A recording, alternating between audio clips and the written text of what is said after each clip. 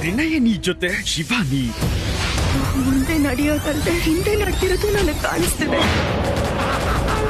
ಅವರ ಮರಣ ಶಾಸನನ ಬರೆದು ಆದಿಶೇಷನ ನಾಗಲೋಕಕ್ಕೆ ಮರಳಿ ಕರ್ಕೊಂಡು ಬಂದೇ ಬರ್ತೀನಿ. ನಾಗಿನಿಯ ಹುಡುಕಾಟದಲ್ಲಿ ರೋಚಕ ತಿರುವು. ಶಿವಾನಿ ಭವಿಷ್ಯನ ಬದಲಾಯಿಸೋಕೆ ಬರ್ತಿದ್ದಾಳೆ ತ್ರಿನಯನಿ. ರೋಚಕ ಘಟ್ಟದಲ್ಲಿ ಸೇಡಿನ ಕಥೆ. ದುಷ್ಟಶಕ್ತಿಗಳ ಮೇಲೆ ತ್ರಿನಯನಿಯ ಮೂರನೇ ಕಣ್ಣು. ನಾಗಿನಿ ತ್ರಿನಯನಿ ಮಹಾಸಂಗಮ ಶೀಘ್ರದಲ್ಲಿ. ಇಲ್ವಲ್ಲ, ಇಲ್ಲಿ ಅವನೊಬ್ನೇ ಇದ್ದಾನೆ. ಇಲ್ಲೇ ಅಕ್ಕಪಕ್ಕದಲ್ಲಿ ಬೇರೆ ಯಾವ್ದಾದ್ರು ನಾಗ. ಇಲ್ಲಿಂದ ಹೊರಡೋದೇ ಸರಿ ಅನ್ಸುತ್ತೆ.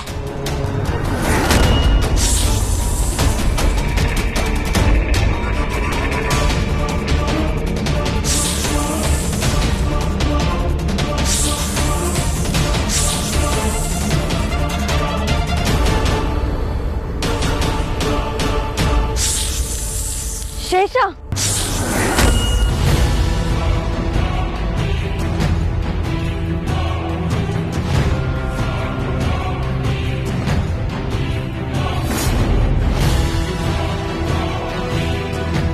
ತಾಳ್ಮೆಯಿಂದ ಇರೋದು ಕಲಿ ಶೇಷ.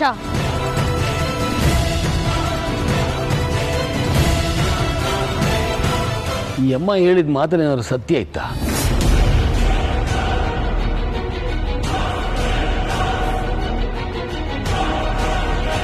ಅದಕ್ಕೆ ಯಾರು ಇಲ್ದಿರೋ ಟೈಮಲ್ಲಿ ಎಮ್ಮನ್ನ ಎತ್ಕೊಂಡು ಹೋಗಿ ಎಲ್ಲರೂ ಬಿಟ್ಬರೋ ಪ್ಲಾನ್.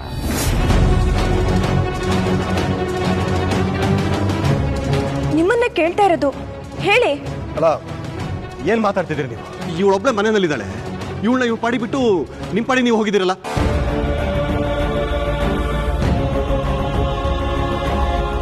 ನೋಡಿ ನೋಡಿ ಹೇಗಿದೆ ಇವಳ ಪರಿಸ್ಥಿತಿ ನೋಡಿ.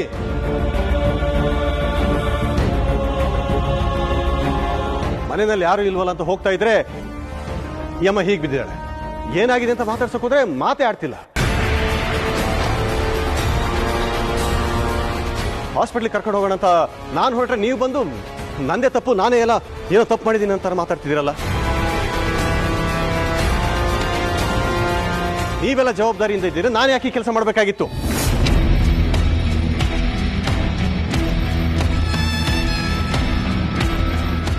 ಅಮ್ಮ ಕಣ್ಬಿಡಿ ಅಮ್ಮ. ಅಮ್ಮ ಮಾತಾಡಿ, ಏನಾಯ್ತು ನಿಮಗೆ?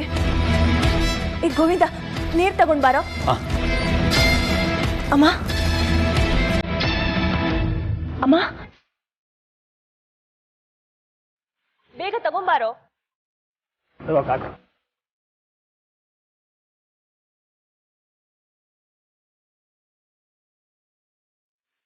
ಅಮ್ಮ ಕಣ್ಬಿಡಿ ಅಮ್ಮ. ಇಷ್ಟೊಂದು ನೀರು ಹಾಕಿದ್ರು ಈ ಅಮ್ಮ ಹೇಳಿಲ್ಲ ಅಂದ್ರೆ ಏನಾದರೂ ಜೀವ ಹೋಗಿರ್ಬೋದಾ?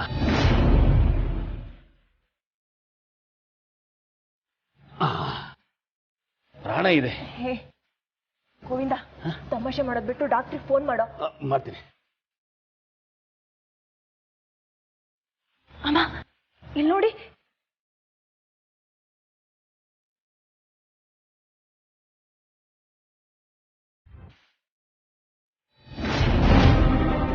ನಿನಗೆ ಎಷ್ಟು ಸರಿ ಹೇಳಬೇಕು ಶೇಷನಾಗ? ಆ ಶಿವಾನಿಯ ಮಹಾಶಕ್ತಿ ಮುಂದೆ ನಿನ್ನ ಶಕ್ತಿ ಬರೀ ತೃಣವಷ್ಟೇ. ಅದನ್ನು ಮರೆತು ಮತ್ತೆ ಅವಳನ್ನು ಸಾಯಿಸಲು ಹೊರಟಿರುವೆಯ? ಆ ಶಿವಾನಿ ಸಾಯಲೇಬೇಕು ಮೋಹಿನಿ. ನಮ್ಮಿಬ್ಬರ ಶಕ್ತಿ ಸೇರಿದರೆ ಅವಳನ್ನು ಸುಲಭವಾಗಿ ಸಾಯಿಸಬಹುದು. ಹಾಗೆ ಸಾಯಿಸಲು ಹೋದರೆ ಸಾಯುವುದು ಅವಳಷ್ಟೇ ಅಲ್ಲ, ನಮ್ಮ ಕನಸು, ನಮ್ಮ ಭವಿಷ್ಯ. ಆ ಮಯೂರಿಗೆ ಮಾತ್ರ ನೀನು ಒಳ್ಳೆಯವನಾಗಿ ಕಾಣಿಸಿದರೆ ಸಾಲದು, ಆ ಶಿವಾನಿಗೂ ಕೂಡ ನೀನು ಒಳ್ಳೆಯವನೆನಿಸಬೇಕು. ಆಗಲೇ ಅವಳು ನಿಮ್ಮ ಮದುವೆಗೆ ಸಹಾಯ ಮಾಡಲು ಸಾಧ್ಯ. ಈ ನಿನ್ನ ಆತುರ ಯಾವುದೇ ಪರಿಹಾರ ಕೊಡುವುದಿಲ್ಲ ಶೇಷನಾಗ. ಯಾವುದು ನೀನು ಅಂದುಕೊಂಡಷ್ಟು ಸರಳವಾಗಿ ಆಗುತ್ತಿಲ್ಲ. ಆ ಶಿವಾನಿ ನನ್ನ ಪ್ರೀತಿಗೆ ಅಡ್ಡ ಬರುತ್ತಿರುವುದು ಮಾತ್ರವಲ್ಲ, ಆ ಮಯೂರಿಗೆ ಒಂದು ಗಂಡನ್ನು ಹುಡುಕುತ್ತಿದ್ದಾಳೆ. ಒಂದು ವೇಳೆ ಆ ಮದುವೆ ಆದರೆ ನಮ್ಮ ಇಷ್ಟು ದಿನದ ಪ್ರಯತ್ನ ವ್ಯರ್ಥವಾಗುತ್ತದೆ ಮೋಹಿನಿ. ಆ ಶಿವಾನಿಯನ್ನು ಸಾಯಿಸದಿದ್ದರೆ ನಮ್ಮ ಮದುವೆ ಆಗುವುದಿಲ್ಲವೆಂದು ನಾನು ಹೇಳುತ್ತಿದ್ದೇನೆ. ಆ ಶಿವಾನಿ ಸತ್ತರೆ ನಮ್ಮ ಮದುವೆ ಆಗುವುದಿಲ್ಲವೆಂದು ನೀನು ಹೇಳುತ್ತಿದ್ದೀಯ. ಏನೇ ಆಗಲಿ ಆ ಶಿವಾನಿ ಸಾಯಲೇಬೇಕು. ಸಾಯಲೇಬೇಕು. ಆದರೆ ಈಗ ಅಲ್ಲ, ನಿನ್ನ ಮಯೂರಿಯ ಮದುವೆ ಆದ ಮೇಲೆ ಅವಳನ್ನು ನಾವು ಸಾಯಿಸಬೇಕಾಗಿಲ್ಲ ಶೇಷನಾಗ. ಶಾಪಕ್ಕೆ ತುತ್ತಾದ ನಿನ್ನ ಮದುವೆಯನ್ನು ಮಾಡಿಸಿ ನಿನ್ನ ಶಾಪವನ್ನು ವಿಮುಕ್ತಿ ಮಾಡಿದ ಕಾರಣ ನಾಗಲೋಕದ ಶಾಪಕ್ಕೆ ಅವಳೇ ಬಲಿಯಾಗುತ್ತಾಳೆ. ನಾಗಲೋಕದಿಂದ ತಕ್ಕಿದ ವರವು ಅವಳಿಂದ ದೂರವಾಗಿ ಹೋಗುತ್ತದೆ. ಆಗ ನಾಗ ಸೈನಿಕರೇ ಅವಳನ್ನು ಸಂಹಾರ ಮಾಡುತ್ತಾರೆ. ಅವರು ಮಾಡದೇ ಇದ್ದರೆ ನಾವು ಅವಳನ್ನು ಸಂಹಾರ ಮಾಡೋಣ.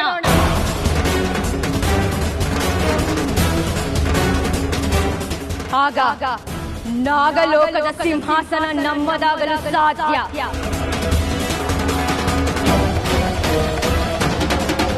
ನಿನಗೆ ಆ ಮಯೂರಿ ಸಿಗಬೇಕೆಂದರೆ ಶಿವಾನಿ ನಿನ್ನನ್ನು ನಂಬಲೇಬೇಕು. ಅವಳು ನಂಬೋ ಹಾಗೆ ನೀನು ಮಾಡಬೇಕು. ನೆನಪಿರಲಿ ಶೇಷ, ನಮ್ಮ ಮುಂದೆ ಹೆಚ್ಚಿನ ಸಮಯವಿಲ್ಲ.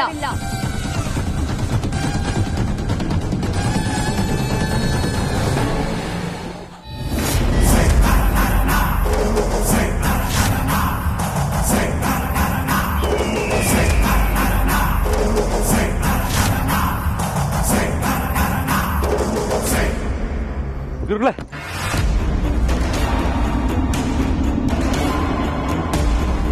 ಗುರುಗಳೇ, ಗುರುಗಳೇ,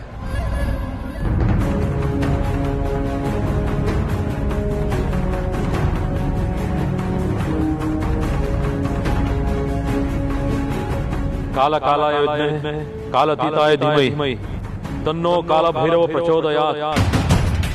ಖಡ್ಗಂ ಶೂಲಂ ಕಪಾಲಂ ಚಡಮೃಗಂ ಬಿಭ್ರಾಣಂ ಶೂನಕೃಡಂ ಕ್ಷೇತ್ರಪಾಲಂ ಮಹಾಭಜೆ.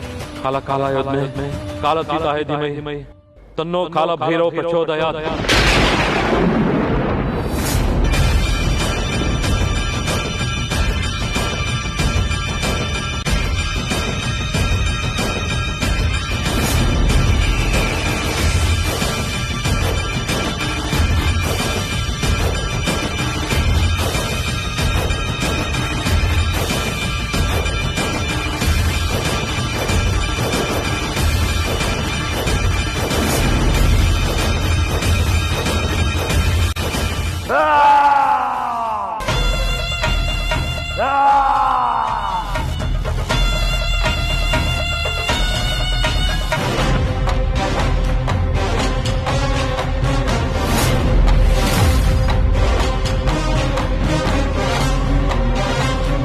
ನಂದೀಶ್,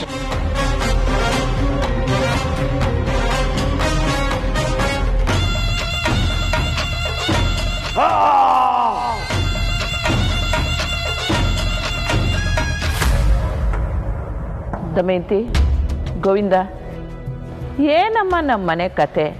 ಒಳ್ಳೆ ಬೇತಾಳ್ ರಾಜನ ಕತೆ ಆದಂಗೆ ಆಗ್ತಾ ಇದೆ. ಇದಕ್ಕೆ ಕೊನೆನೇ ಇಲ್ವಾ? ನೋಡು, ವಿಷಯ ತುಂಬಾ ಗಂಭೀರ ಇದೆ. ಇದಕ್ಕೇನಾದ್ರೂ ನಾವು ಪರಿಹಾರ ಕಂಡು ಹಿಡಿಬೇಕು ಕಣೆ. ಒಂದು ಕಾಲದಲ್ಲಿ ರಾಜ ಮನೆತನಗಳೆಲ್ಲ ನಡೀತಾ ಇತ್ತು, ಇವತ್ತು ನಮ್ಮ ಮನೇಲಿ ನಡೀತಾ ಇತ್ತು. ಶಿವಾನಿ, ಬಾಮ್ಮ. ನೀನು ಸ್ವಲ್ಪ ಗಂಭೀರವಾಗಿ ಮಾತಾಡಬೇಕು. ಏನ್ ಗಂಭೀರ?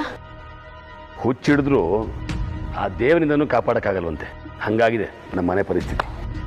ಮನೆಗೇನಾಯ್ತು ಮಾವ?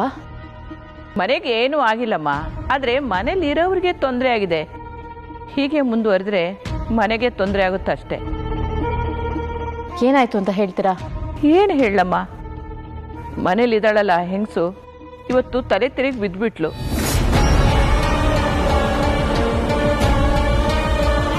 ಅಯ್ಯೋ, ಹೌದಾ? ಆಮೇಲೆ ಏನು? ನಾವು ಮಾತಾಡ್ಸಕ್ ನೋಡಿದ್ರು ಮಾತೇ ಆಡ್ಲಿಲ್ಲ. ಮುಖದ ಮೇಲೆ ನೀರು ಹಾಕಿದ್ರು ಎಚ್ಚರ ಆಗ್ಲಿಲ್ಲ. ಪ್ರಜ್ಞೆ ತಪ್ಪೋಯ್ತು ಅಥವಾ ಪ್ರಾಣನೇ ಹೋಯ್ತು ಅಂತ ನಮ್ಮೆಲ್ರಿಗೂ ಆತಂಕ ಆಯ್ತು. ಆಮೇಲೆ ಗೋವಿಂದ ಡಾಕ್ಟ್ರಿಗೆ ಫೋನ್ ಮಾಡಿ ಕರೆಸ್ದ. ಅವರು ಪರೀಕ್ಷೆ ಮಾಡಿ ಟ್ರೀಟ್ಮೆಂಟ್ ಕೊಟ್ಮೇಲೆ ಎಚ್ಚರಿಕೆ ಆಯ್ತು. ಅಯ್ಯೋ, ಈಗ ಹೇಗಿದ್ದಾರೆ? ಈಗೇನೋ ಎಚ್ಚರ ಇದ್ದಾರೆ. ಆದ್ರೆ ಮನೆಗೆ ಬಂದು ಇಷ್ಟು ದಿನ ಆಯ್ತು, ಒಂದ್ ಲೋಟ ನೀರು ಕುಡಿದೇ ಇದ್ದಾರೆ. ಬರೀ ಗಾಳಿ ಕುಡ್ಕೊಂಡು ಬದುಕಕ್ಕಾಗುತ್ತಾ? ಎಷ್ಟು ಜನ ಬಂದ್ರು ಊಟ ಉಪಚಾರ ಮಾಡ್ತಿದ್ದ ಮನೆ ಇದು. ಇಂಥ ಮನೆಯಲ್ಲಿ ಅವ್ರು ಉಪವಾಸದಲ್ಲಿದ್ದಾರೆ ಅಂದ್ರೆ ಏನ್ ಹೇಳು? ಮನೆಗೆ ಬಂದವರು ಉಪವಾಸ ಇದ್ರೆ ನಮಗೆ ಒಳ್ಳೇದಾಗಲ್ಲಮ್ಮ. ಇಷ್ಟಕ್ಕೂ ಅವ್ರು ಯಾರು ಅಂತ ನಮಗೆ ಗೊತ್ತಿಲ್ಲ, ಯಾಕೆ ಬಂದಿದ್ದಾರೆ ಅಂತ ಕೂಡ ನಮಗೆ ಗೊತ್ತಿಲ್ಲ. ಅಲ್ಲ ಕಣೆ, ಅವ್ರ ಮಗನ ಹುಡುಕಕ್ಕಂತ ಬಂದ್ರೆ ಅವ್ರು ಇಲ್ಲೇ ಯಾಕಿರ್ಬೇಕು? ಅಭಯ್ ಅವರನ್ನ ಇಲ್ಲೇ ಇರು ಅಂತ ಹೇಳ್ದ, ಆದ್ರೆ ಅವರಿಂದ ತೊಂದರೆ ಆಗ್ತಾ ಇರೋದು ಈ ಮನೆಗೆ ತಾನೆ. ಇರೋ ಸಮಸ್ಯೆಗಳಿಂದನೇ ಈ ಮನೆಯಲ್ಲಿ ಉಸಿರು ಕಟ್ತಾ ಇದೆ. ಅದ್ರ ಮಧ್ಯೆ ಇದು ಬೇರೆ. ಯಾರೋ ಬಂದು ಊಟ ತಿಂಡಿ ಮಾಡದೆ ಅವ್ರಿಗೇನಾದ್ರೂ ಹೆಚ್ಚು ಕಡಿಮೆ ಆದ್ರೆ ನಾವು ತಾನೇ ಜವಾಬ್ದಾರರು. ಇರೋ ಸಮಸ್ಯೆ ಸಾಲದು ಅಂತ ಇದೊಂದು ಸಮಸ್ಯೆ ಆಗಿದೆ. ಅವತ್ತ ಪೊಲೀಸು ಅವ್ರನ್ನ ಮನೆ ಕರ್ಕೊಂಬಂದಾಗ ನೀನೇ ಈ ಮನೆ ಎಕ್ಸ್ಟ್ರಾ ಪ್ಲೇಯರು, ಅವ್ರನ್ನೇ ಕರ್ಕೊಂಬಂದೆ ಅಂತ ಹೇಳಿದಾಗ ನೀವೆಲ್ಲ ನನ್ನ ಮೇಲೆ ಬಿದ್ರಿ. ಅವತ್ತು ನಾನು ಹೇಳ್ದಾಗಲೇ ಅವ್ರನ್ನ ವಾಪಸ್ ಕಳಿಸಿದ್ರೆ ಇವತ್ತು ಈ ಸಮಸ್ಯೆ ಬರ್ತಾ ಇರಲಿ. ಏನೋ ಮನೆಗೆ ಬಂದವ್ರನ್ನ ಹಾಗೆ ಕಳಿಸ್ಬಾರ್ದು ಅಂತ ಹಾಗಂದೆ ಕಣೋ. ಆದರೆ ಅದು ಈ ರೀತಿ ಸಮಸ್ಯೆ ಆಗುತ್ತೆ ಅಂತ ಯಾರಿಗೆ ಗೊತ್ತು? ಶಿವಾನಿ, ಹೋಗಮ್ಮ. ನಾವು ಬಲವಂತವಾಗಿ ಹೇಳಿದ್ರೆ ಅವ್ರು ಒಂದೊಟ ನೀರನ್ನು ಕುಡಿಯಲ್ಲ. ನೀನವ್ರ ಹತ್ರ ಮಾತಾಡಿ ಏನಾದರೂ ತಿನ್ನೋದಕ್ಕೆ ಹೇಳು, ಇಲ್ಲಾಂದ್ರೆ ಏನಾದರೂ ಸಮಸ್ಯೆ ಆಗುತ್ತೆ. ಹಾಂ ಮಾಮ್, ಮಾತಾಡ್ತೀನಿ.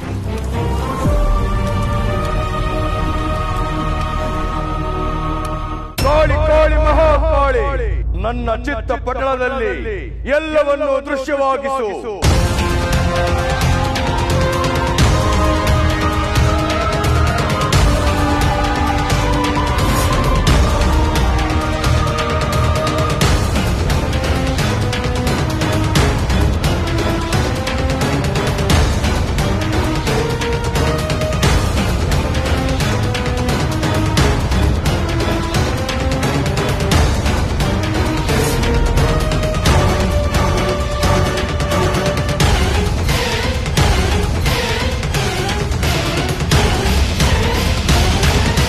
ನಂದೀಶ,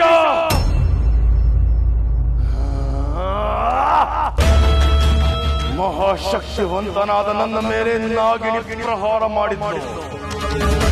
ಆದಿಶೇಷ, ನಾಗಿಣಿ ಸುಮ್ಮನೆ ಬಿಡುವುದಿಲ್ಲ. ನಾಗಮಣಿಯನ್ನ ವಶಪಡಿಸಿಕೊಂಡೇ ಕೊಡುತ್ತೇನೆ.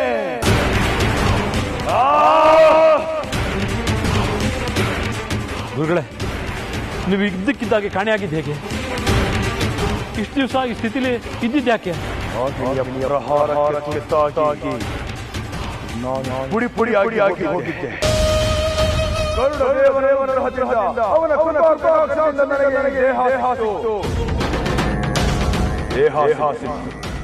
ಆದರೆ ಜೀವ ಪಂಚಭೂತಗಳ ನಡುವೆ ಲಯಿಸಿ ಹೋಗಿತ್ತು. ಜೀವ ಈ ದೇಹದಲ್ಲಿ ಸಂಪರ್ಕಗಳು ಬೇಕಾಗಿತ್ತು. ನಂದೀಶ, ಗರುಡ ಎಲ್ಲವೂ ನಾವು ಬಯಸಿದ ಹಾಗೆ ಆಗಿದೆ. ಹೋಗಿದೆ. ನನ್ನ 5 ವರ್ಷಗಳ ತಪಸ್ಸು ಫಲ ಕೊಡುವ ಸಮಯ ಬಂದಿದೆ. ನಂದೀಶ, ನಡಿ, ಈಗ ನಾಗಮಣಿಯುವ ಜಾಗಕ್ಕೆ ನಡಿ. ಯಾಕೆ ಮೌನ? ಅದು ಗುರುಗಳೇ, ನಾಗಮಣಿ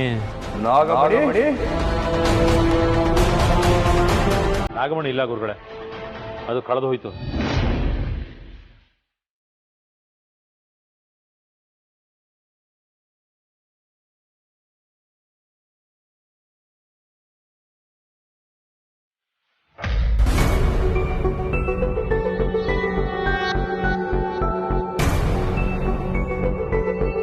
ನಾಗಮಾತಾ,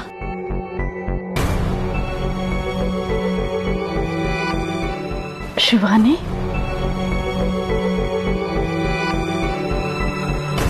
ಕುಳಿತುಕೋ. ಯಾಕೆಷ್ಟು ಹಠ ಮಾಡ್ತಾ ಇದ್ದೀರಾ ನಾಗಮಾತಾ? ನೀವು ನಾಗಲೋಕದಲ್ಲಿ ವರ್ಷಾನುಗಟ್ಲೆ ಆಹಾರ ಮುಟ್ಟದೇ ಇದ್ರೂ ನಿಮ್ಮ ಆರೋಗ್ಯಕ್ಕೆ ತೊಂದರೆ ಆಗೋದಿಲ್ಲ. ಆದರೆ ಇದು ಭೂಲೋಕ. ಇಲ್ಲಿ ವಾತಾವರಣ ನಿಮ್ಮ ಈ ಉಪವಾಸಕ್ಕೆ ಹೊಂದಿಕೆ ಆಗೋದಿಲ್ಲ ನಾಗಮಾತಾ. ದಯವಿಟ್ಟು ಏನಾದ್ರೂ ತಿನ್ನಿ. ನಿಮ್ಮ ಆರೋಗ್ಯ ಕೆಟ್ರೆ ಅದು ನಾಗಲೋಕಕ್ಕೆ ಕಂಟಕ.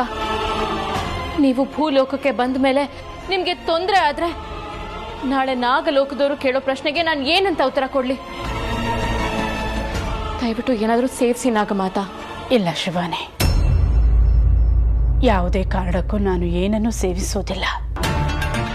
ನಾನು ಭೂಲೋಕಕ್ಕೆ ಬಂದ ಉದ್ದೇಶ ಈಡೇರುವವರೆಗೂ ಏನನ್ನು ತಿನ್ನಲಾರೆ, ಏನನ್ನು ಕುಡಿಯಲಾರೆ. ಬರೀ ಗಾಳಿ ಅಷ್ಟೇ ನನ್ನ ಆಹಾರ, ಅದಷ್ಟೇ ನಾನು ಸೇವಿಸುವೆ. ನಿಮ್ಮ ಉದ್ದೇಶ ನನಗೆ ಗೊತ್ತು ನಾಗಮಾತಾ. ತ್ರಿಶೂಲ್ ಕಾಣಿಸ್ತಿಲ್ಲ, ಅವ್ನು ಸಿಗ್ಬೇಕು ಅಂತ ತಾನೆ ನಾನು ಈ ವ್ರತ ಪೂಜೆ ಮಾಡ್ತಿರೋದು. ಪೂಜೆ ಮುಗಿದ್ಮೇಲೆ ತ್ರಿಶೂಲ್ ನನ್ನ ಎದುರಿಗೆ ಬಂದೇ ಬರ್ತಾನೆ ನಾಗಮಾತಾ. ಬರೀ ನನ್ನ ಮಗನಷ್ಟೇ ಮುಖ್ಯ ಅಲ್ಲ ಶಿವಾನಿ, ನಾಗಮಣಿಯೂ ಮುಖ್ಯ. ನನ್ನ ಮಗ ಸಿಗಬೇಕು, ಅವನ ಮೂಲಕ ನಾಗಮಣಿ ಎಲ್ಲಿದೆ ಎಂದು ಗೊತ್ತಾಗಬೇಕು. ಅಥವಾ ನಾಗಮಣಿ ಸಿಗಬೇಕು, ಅದರ ಮೂಲಕ ನನ್ನ ಮಗ ಎಲ್ಲಿದ್ದಾನೆ ಎಂದು ಗೊತ್ತಾಗಬೇಕು. ಇವೆರಡರಲ್ಲಿ ಯಾವುದಾದರೂ ಒಂದು ಆಗದ ಹೊರತು ನಾನು ಏನನ್ನು ಸೇವಿಸಲಾರ. ಇದು ನಿಮ್ಮ ಅಂತಿಮ ನಿರ್ಧಾರನಾ? ಹೌದು, ಇದೇ ನನ್ನ ಅಂತಿಮ ನಿರ್ಧಾರ. ಆದಿಶೇಷ ನಾಗಮಣಿ ಇಲ್ಲದೆ ನಾಗಲೋಕ ದಿನೇ ದಿನೇ ತನ್ನ ವರ್ಚಸ್ಸನ್ನು ಕಳೆದುಕೊಳ್ಳುತ್ತಿದೆ. ಹೀಗಿರುವಾಗ ನಾನು ಏತಕ್ಕಾಗಿ ಬದುಕಿರಬೇಕು?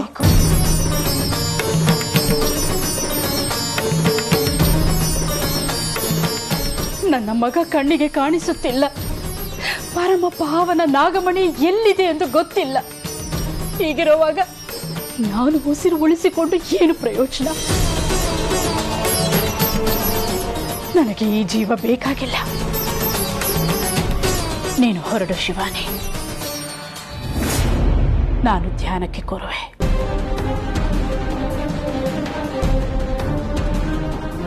ಪರಮೇಶ್ವರ. ನಾಗಮಾತಾ ಮಾತು ಕೇಳ್ತಾ ಇಲ್ಲ. ಅವರ ಆರೋಗ್ಯ ಪೂರ್ತಿಯಾಗಿ ಹದಗೆಡ್ತಾ ಇದೆ. ಭೂಲೋಕಕ್ಕೆ ಬಂದ ಕಾರಣ ನಾಗಶಕ್ತಿ ಕ್ಷೀಣಿಸಿ ಹೋಗಿದೆ. ಅವರಿಗೆ ಏನಾದ್ರೂ ತೊಂದರೆ ಆದ್ರೆ ಅದು ನಾಗಲೋಕದ ನಾಶದ ಮುನ್ನುಡಿ. ನನಗೆ ಏನ್ ಮಾಡ್ಲಿ ಪರಮೇಶ್ವರ? ಏನಾದ್ರೂ ಮಾಡಿ ನಾನು ನಾಗಮಾತಾ ಆಹಾರ ಸೇವಿಸೋ ಹಾಗೆ ಮಾಡಬೇಕು.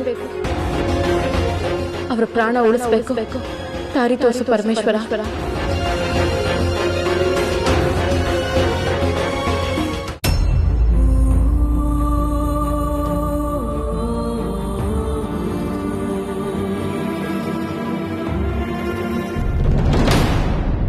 ಏ ಮಾಯಾಂಗನೆ,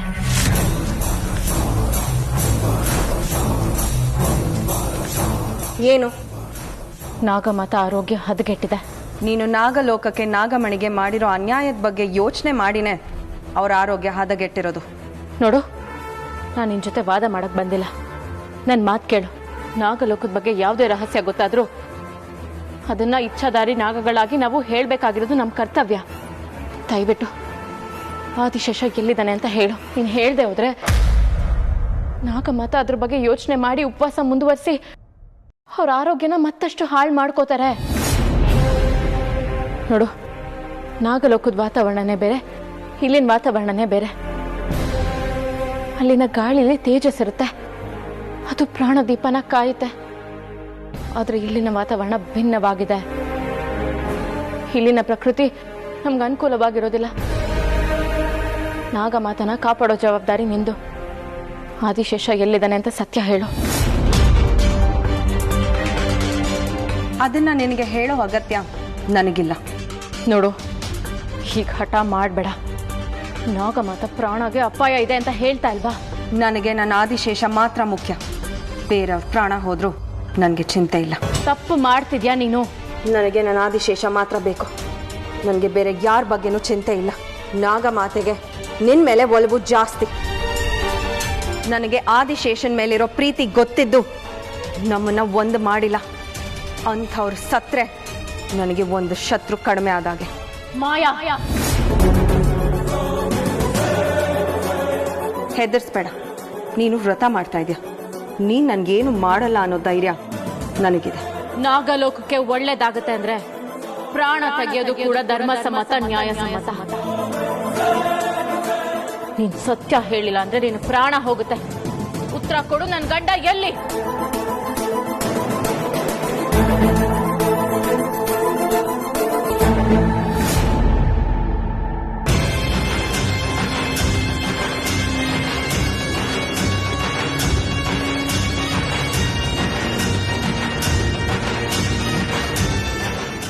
ಏನು ಹೋರಾಡಕ್ ಬರ್ತಾ ಇದ್ಯಾ? ಸರಿ ಬಾ, ನೋಡೇ ಬಿಡೋಣ ನಾನಾ ನೀನಾ ಅಂತ. ಏನು ಸಾವನ್ನ ಅಪ್ಕೊಳ್ಳೋಕೆ ಅಷ್ಟೊಂದು ಅವಸರನಾ? ಇಲ್ಲ, ನಿನ್ನ ಸಾಯಿಸಿ ನಾನು ಆದಿಶೇಷನ ಪಡೆಯೋಕೆ ಅವಸರ.